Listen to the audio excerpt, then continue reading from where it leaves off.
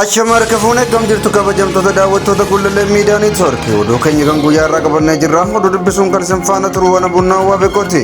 Duraan dursaa hangafoota oduu.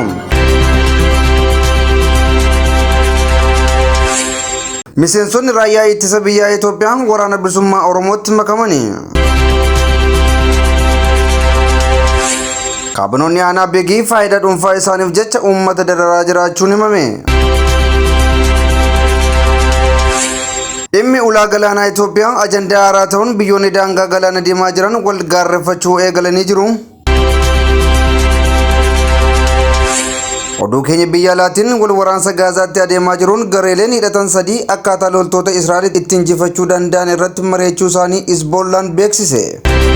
Kunneen hangafoota oduu turanii amma oduu bal'inaan.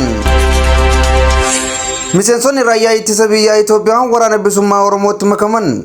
Miseensonni raayyaa ittisa biyyaa Itoophiyaa lama guyyaa har'aa waraana bilisummaa Oromootti makamuu isaanii waboon beeksisee jira. Raayyaa ittisa biyyaatiif miseensa ta'uun impaayera biyyattii gargaaraa kan turan miseensonni raayyaa ittisa biyyaa Itoophiyaa guyyaa har'aa dhiibbaa biyyattiin isaan irraan geesse irraa bilisa ba'uun gara waraana bilisummaa Oromootti makamanii jiru. Miseensonni waraana bilisummaa Oromootti makaman kunneen sabaan Oromoo kan ta'an hoggaa ta'u guyyaa har'aa waraana bilisummaa Oromoo zoonii lixaa jirutti harka kennachuun waraanichaan simatamaniiru. Erga marii siyaasaa fi waraanaa waraana bilisummaa Oromoo waliin taasisanii booda imaanaa biyyaa fi saba isaanii akka eeganiif waadaa galaniiru. Ji'oota muraasa kana keessatti loltoonni Itoophiyaa mooraa diinaa gadi lakkisuun gara waraana saba isaaniitti makamaa jiraachuus itti fufanii jiru. Kaabinoonni aanaa beegii faayidaa dhuunfaa isaaniif jecha uummata dararaa jiraachuun himame. Godina Wallagga Lixaa aanaa beegiitti dhibeen busaa babal'achuun uummata naannichaa akka miidhaa jiru gabaasaa turuun keenya ni yaadatama. Balaa uummata aanichaa mudatee deemee kara ijaan argee namni kara deemaa jedhamu gara aanaa beegiitti deebi'uun gargaarsa namootaaf ta'u harkatti qabatee naannicha daawwatee jira. Akka kara deemaa yookaan injiinar Daani'el Gammadaa jedhutti haala walxaxaa keessa baanee garas geenyerra uummanni keenya hedduu miidhameeras jedhee jira. Daani'el itti aansuun kaabinoonni godinaa imalli keenya akka milkaa'uuf gumaatanuuf laatanis kaabinoonni aanaa beegii beekumsa maleeyyii ta'an hojiin isaanii hedduu kan nama rifaasisu jedhee jira. Kaadiroonni kun garee wal ijaaruun miidhama uummataatti fayyadamaa jiru. Dhimma isaanii malee waa'ee uummataa wanta yaadan hin qabanus jedhee jira. Milkaa'ina adeemsa isaa kanaaf qaamota hedduu gumaacha uummata isaaniif taasisan kan galateeffate karra deemaan hojjettoota fayyaa aanaa beegii beekumsaa fi qabeenya isaanii uummata isaaniif taasisanis galateeffatee jira. Godinaaleen lixa Oromiyaa dhibee busaa kanaan hedduu dhibamaa jiranis mootummaan sababa siyaasaaf rakkoo uummataatti fayyadamuun uummata miidhaa jira. Dhibeen busaa kun ammallee namoota hedduu ajjeesaa akka jirus ni beekama. Dhimmi ulaa galaanaa Itoophiyaa ajandaa haaraa ta'uun biyyoonni daangaa galaana diimaa jiran wal gaarreffachuu eegalan. Dursaan paartii biyya jeeqaa jiru Abiyyi Ahimad Itoophiyaan ulaa galaanaa qabaachuun ishee dirqama jechuun isaanii yaadatama. Waggoota 30f ulaa galaanaa irraa cittee kan turte Itoophiyaan kaayyoo biyyattiin akka ulaa galaanaa hin qabaanne qondaaltonni biyyattii yeroo sana shoora olaanaa taphataniiru. Qondaaltonni Shaabiyaa fi Wayyaanee biyya mataa isaanii ulaa galaanaan marfamte Gaaziyaan isteet ijaaruuf kaayyoo baafatanii akka turan hayyoonni himu. Dhiyeenya kana hoogganaan paartii biyya jeeqaa jiru Abiyyi Ahimad ulaan galaanaa Itoophiyaaf dhimma jiraachuuti jechuun isaa qondaaltota olaanoo Eertiraa jeeqaa jira.